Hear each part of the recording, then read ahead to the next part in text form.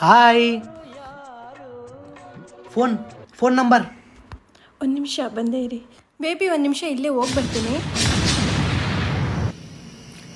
ನಿಮ್ಮ ಹುಡುಗ ಅವನಿಗೆ ಕಣ್ಣು ಕಾಣಲ್ಲ, ಅವ್ನು ಕುರುಡ. ಸರಿ ಆಯ್ತು, ನೀನು ನಂಬರ್ ಕೊಡು.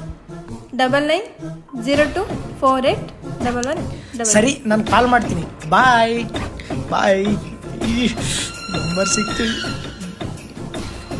Hi baby. ಹಾಯ್. ಯಾವಾಗ ಸಿಗ್ತೀಯಾ ಬೇಬಿ?